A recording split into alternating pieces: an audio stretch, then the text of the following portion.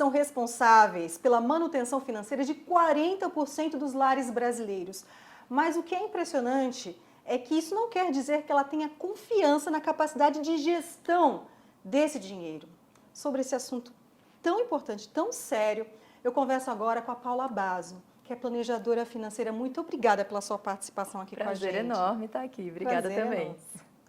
Bom, a gente tem uma coisa que é a confiança na capacidade de administrar o dinheiro e a autonomia financeira. Vamos começar com essa diferenciação. Sim, acho bem importante porque a autonomia financeira é essa capacidade de você construir uma quantidade de recursos para você prover dignidade para sua família, se sustentar, realizar seus sonhos, seus objetivos. Então, a gente vê uma crescente das mulheres no mercado de trabalho, a ponto, como você falou, de elas chefiarem 40% dos lares brasileiros, né, financeiramente falando.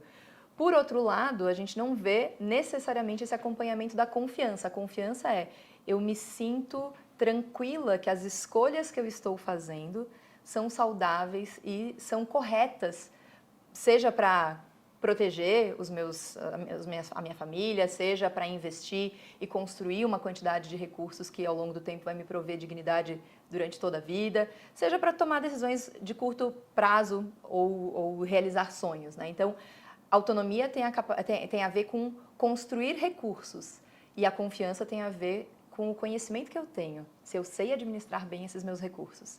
E, Paula, em geral, quando a mulher descobre que ela realmente precisa ter esta confiança? As mulheres, elas, por fatores históricos, elas entraram um pouco mais tarde no mercado de trabalho, né? E então, por muitos anos, foi sempre delegado o cuidado financeiro e a responsabilidade financeira a alguma figura masculina. Às vezes era o pai, às vezes era o irmão mais velho, o seu próprio cônjuge, às vezes um gerente de banco, até o contador, né? E quando as mulheres, em geral, elas têm alguns marcos, né?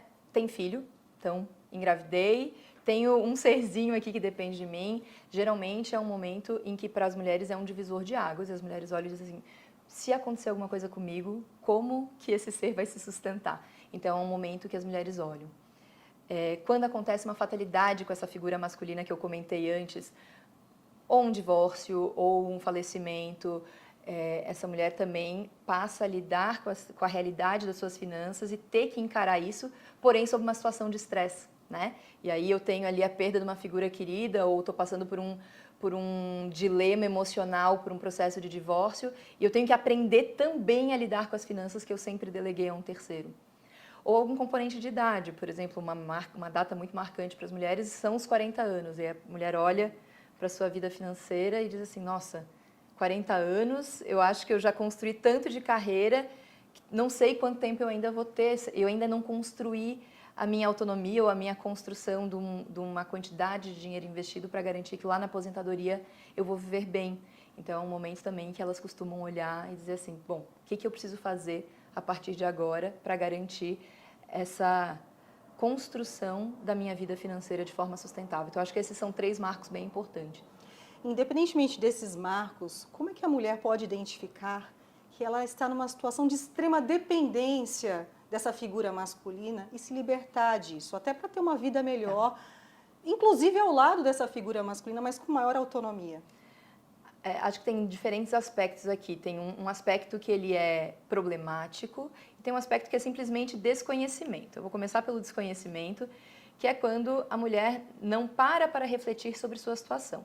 Uma característica do público feminino é que mulheres vivem mais que homens. Então, nós vivemos 7 anos a mais. Temos aí uma pesquisa recente da PNAD, que saiu em fevereiro de 24, que mostra que no último semestre de 23, as mulheres ainda recebiam 21% menos que os homens na média. Então, vivemos 7 anos mais, ganhamos 21% menos. Se não nos atentarmos para esses dados, não vamos organizar adequadamente a manutenção da nossa vida durante a vida toda. Então, isso é um aspecto de conhecimento.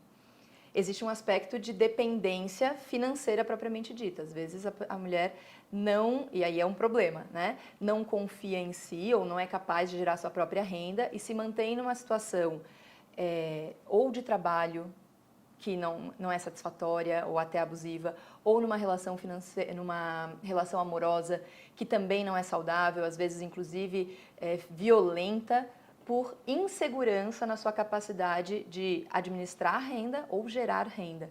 Então, quando a mulher percebe que ela tem medo ou insegurança, ela precisa abrir o olho e buscar conhecimento sobre finanças. E nesse meio do caminho, também existe o processo de que quando nós não conhecemos sobre alguma coisa, é muito fácil da gente ser manipulada sobre isso. Então, é bem importante que, independente da situação que ela viva, mesmo que ela seja a principal provedora do lar, muitas vezes ela delega o cuidado dessas finanças para alguém, que ela busque o conhecimento, não porque ela não possa confiar em outra pessoa, mas é para ela ter a convicção de que ela está fazendo isso por escolha própria e tomando as decisões ausente desse medo por se sentir inferior ou incapaz. E Paula, no seu trabalho como planejadora financeira, você atende aos clientes e também faz um trabalho voluntário. Então você vê todo tipo de caso de dependência financeira feminina. Conta pra gente alguns exemplos. Eu vou trazer 2 exemplos, então, um de uma mulher muito poderosa, que tinha uma função e tem ainda uma função empresária bastante significativa, em que ela, na relação familiar dela, ela era responsável por uma quantidade de dinheiro que era que provia de fato o sustento do lar. Ela tinha uma renda que chegava a ser 5 vezes maior do que seu cônjuge, porém ela não confiava no poder dela de cuidar das finanças, então ela acabava gerando renda e delegava a esse companheiro e parceiro que cuidava então da vida financeira do casal. E foi curioso porque quando nós fizemos o trabalho com ela, a gente percebeu uma série de falhas na gestão financeira dele, obviamente que não por maldade, porém ela assumia que ela não era competente e que ele era, sendo que ela era capaz de gerar 5 vezes mais renda do que ele. Então, eu gosto de trazer isso porque a gente, voltando até para o início da nossa conversa, essa autoconfiança em como eu lidar com o meu dinheiro, mesmo que ela seja capaz de produzir muito mais, não se realiza. É como se ela tivesse também uma síndrome de impostora, né? Tipo, olha, eu sou até capaz de produzir, porém eu não sou boa com dinheiro. Como que você não é boa se você é capaz de gerar tanto recurso? Né? E se você não é boa, significa que você é capaz de aprender sobre isso. Né? Então, eu acho que é uma característica. O outro, trazendo para esse lado mais do voluntariado, que a gente acaba vendo a situação da realidade financeira do Brasil fora dessa bolha que nós, como planejadores financeiros, estamos acostumados a conviver, que a média da população brasileira aí vive, até 80% da população brasileira vive com até R$ 3.500 mais ou menos. Então, a realidade financeira é de um país muito pobre.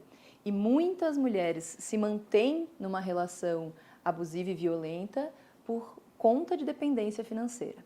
Então, eu já tive casos em que eu estava lecionando, eu percebi, por exemplo, que a mulher estava escondidinha do lado de um balcão do banheiro e eu questionei, e aí, por que você está neste lugar aí que funciona melhor a internet? Dela, não, meu marido não pode saber que eu estou fazendo esse curso, porque se ele souber, provavelmente eu vou ter algum tipo de agressão. Então, essa mulher estava procurando no empreendedorismo uma forma de se libertar da dependência financeira para ela conseguir sair desse ciclo violento. E às vezes a gente acha que isso é uma coisa pontual. E trabalhando no voluntariado a gente vê que isso não é tão pontual assim.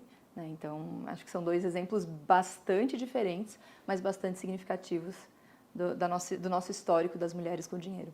Eu acho que todas nós, mulheres, sabemos de algum exemplo, uma amiga, uma vizinha que passa por uma situação assim. É importante saber que é algo estrutural da nossa formação, criação, muitas vezes, da parte histórica da emancipação feminina, que é muito recente. É importante identificar isso e saber como resolver e até ajudar a próxima. Onde buscar ajuda, Paula? Bom, nós temos os canais oficiais, por exemplo, aqui na Planejar, nós temos a Semana ENEF, a Semana Mundial de Educação Financeira, então existe uma série de conhecimentos que podem ser obtidos de forma gratuita e através de um voluntariado.